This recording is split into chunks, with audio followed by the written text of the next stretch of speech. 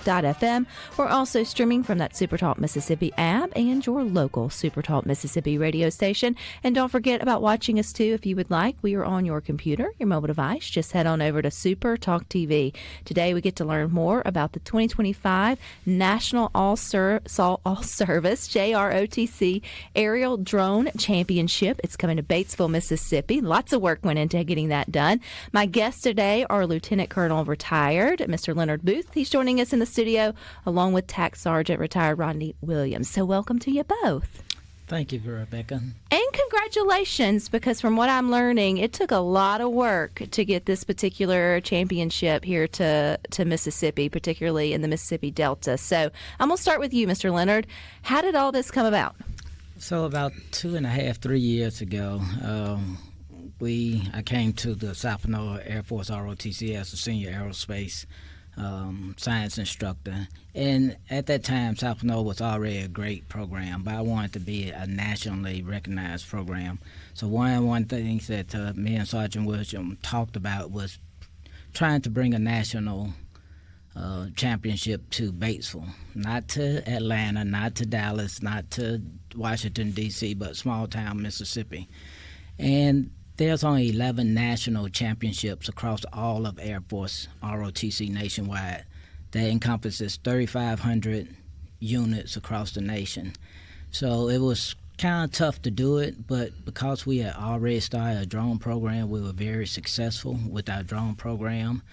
We had talked with the REC Foundation, and they were familiar with who we are, and they are a huge proponent of STEM. Mm-hmm. And so they selected us, and it was the first time in the history that we did a national JROTC drone championship. So we were selected for 2024, the inaugural event. Mm-hmm. It went so well that we were selected again to do it again this year. Oh man, I don't know what's more impressive, that you got it the first time, or that you know that you get to come back and do it again. They said them folks in Mississippi, they can put on a champion. You're laughing, Mr. Rodney. Well, I have to know, when he came to you and said, "Hey, I have this grand idea," did you think he was flying in space just a little bit, thinking it was going to make it here? No, it was kind of like everybody knew what we were about in Mississippi. There are two teams in Mississippi that were real good in drones, and we kept asking, "Hey, let's do the national championship." And they was like, "Nah, it's not going to work." We kept asking, "Hey, we need to do a national championship for JROTC." And so finally, they was like, "All right." And we got a call and said, "Hey, if you guys can put it on, then do it." And we did it, and it was amazing. And kids from all over the United States came in and to a little bitty town of Mississippi, and the little things that we have in Mississippi just blew their minds. Amazing kids. Their biggest thing was Dodge Chicken. Dodge Chicken, what's that? It's a gas station that sells chicken, and the kids from California was like, they were amazed. And I just got back from the Army Championship, and then it's one of the guys like, "Hey, are the Dodge Chickens place still? Or can we?" That's funny. You got to go by the Dodge Chicken. You guys got to go by that. This place is amazing. They have 79-cent drinks. I'm sitting there like, "That's all y'all got out of this?" And it was like, "No, but it's amazing. You could go and get everything out of here." I was like, "Okay." Well, it is also, introducing them to a special place like Mississippi and the Delta, too, that they may have never had the opportunity to come and sort of visit. But let's back up just a little bit, because I feel like, Mr. Leaonard, there may be folks listening that this is the first time they've even heard of aerial drones in terms of connected with the JROTC. If their kids aren't sort of involved in it, I don't know if every JROTC program has the drones part. So what are the kids doing within their school, obviously, that gives them the skills to have something to compete at? So let's start back from there are 3,500 JROTC programs across the nation. So 4 years ago, there was probably only 48 teams across the nation that actually had drone programs in their schools, and we happen to be one of them. As you know, STEM is huge, it's big, and now the Air Force, the military have recognized that. So they have really put their money where their mouth is at and started funding JROTC program for STEM, for both robotics and drones. And if you know the explosion of drone, I can get up and talk to any industry and talk about drones, what the applications are for drone. So they've recognized that. They've started funding drones and robotics into JROTC programs.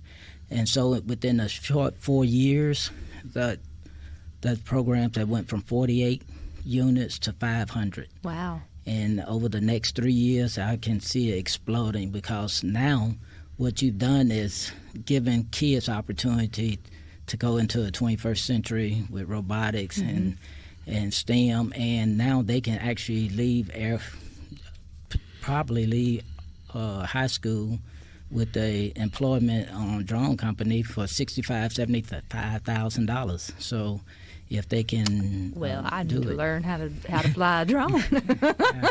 Well, Rodney, is it just flying the drones, or are they also putting the drones together, like creating them from scratch? Like, what are the kids sort of learning when it comes around that? I could see where they would be the perfect pilots for it, because it's, I would think, similar maybe to a video game, but probably a little bit more complicated than that. No, we fly.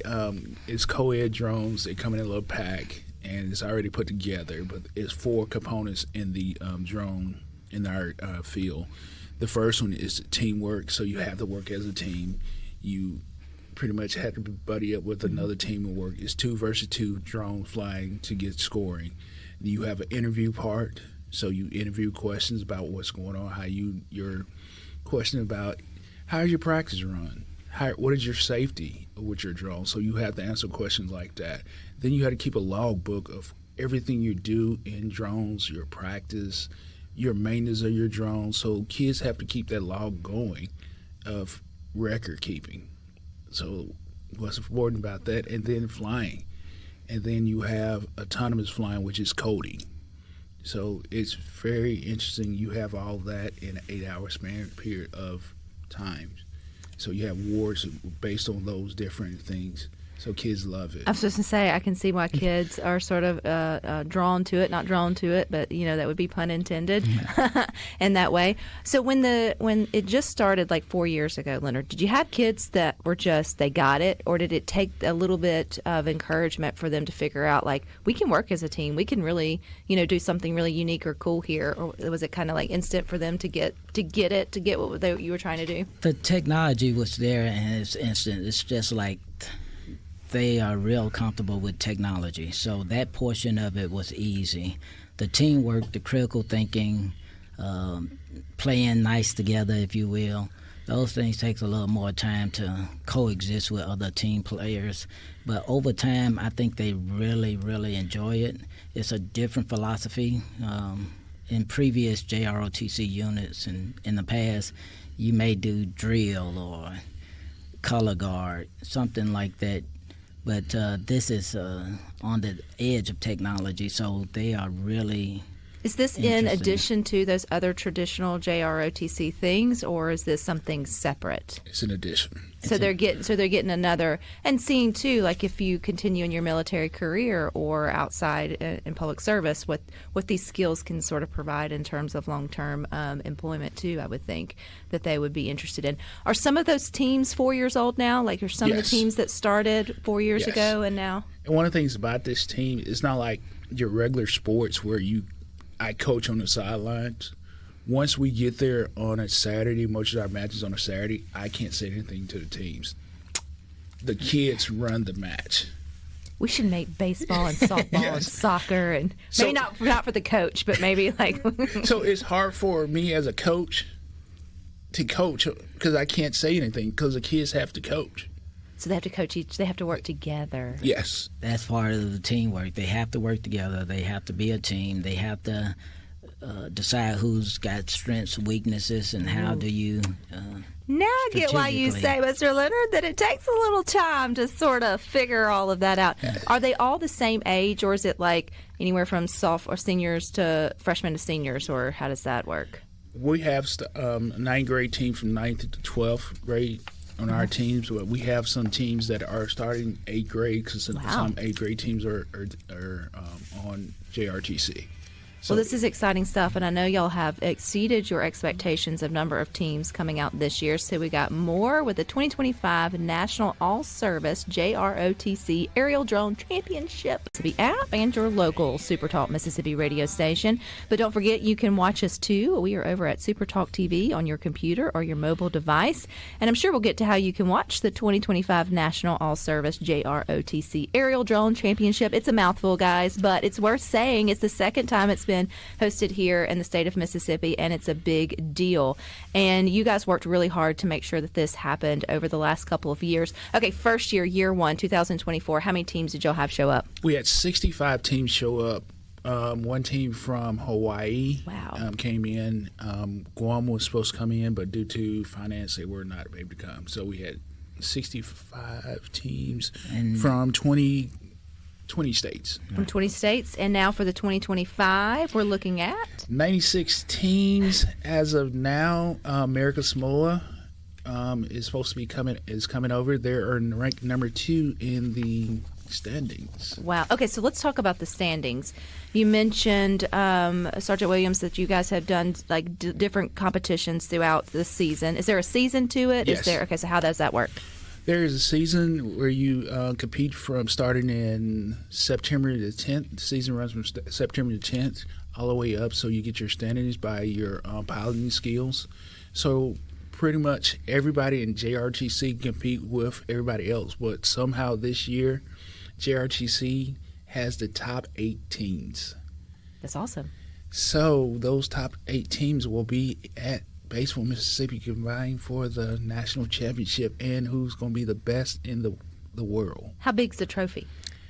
It is. Is it a drone? We can't tell. Okay. We can't tell because somebody just wanted to know that. So we can't tell. It is a secret. What is that championship trophy is going to look like this year? So is it open to the public? Can Yes. folks come and support it? Yes, and we actually, one of the things that we're trying to do this year is create some anticipation for it. That's why we're here. We're trying to get all the Mississippi superintendents to come, the CTE directors to come to Mississippi. We had Senator Wicker come in last year to host and the opening ceremony. So we're just trying to create awareness and education and give schools in Mississippi opportunity to grow not just JROTC STEM programs, but also programs across. So my next big venture is to take this and catapult it into not just a national event, but also a national JROTC Mississippi STEM initiative. Which I think can benefit kids of all kinds and open them up to opportunities they would never have before, which is another thing you're working hard to do, is make sure those opportunities in terms of internships or after they graduate are sort of there. So what do you have working, at least here in Mississippi? So one of the things that we're going to do in conjunction with the championship, we're going to have what's called State of the STEM Luncheon. And the goal is to bring national STEM leaders to come in and talk to key decision makers and educators on how STEM can help not just education but employment opportunities for the state of Mississippi, as well as create some economics, if you will, for the state. So let's talk about JROTC, because you got parents listening to good things. You got some kids that are being picked up in the car rider line. What age or grade does it normally start? And then, I mean, some of the benefits if kids slip into it and give it a try that they can have. Obviously, being national champions in aerial drone championship, it sounds like it. But I feel like there's a lot of other benefits people often forget about. Depending on your high school, it normally starts in 9th and 12th, but there are some high schools in Mississippi, if it's co-located in the high school, you can start at 8th grade. Mm-hmm. Benefits, leadership. With the drone program, we have those kids that are not athletics are in the drone program. We're no longer doing the drill and ceremony, things like that. We're doing drones, robotics, esports. We do esports now, which is video games. Mm-hmm. Yeah. So it gives the other kids more options to do things. And you know, like, well, what does that do with ROTC? It's leadership. Yeah.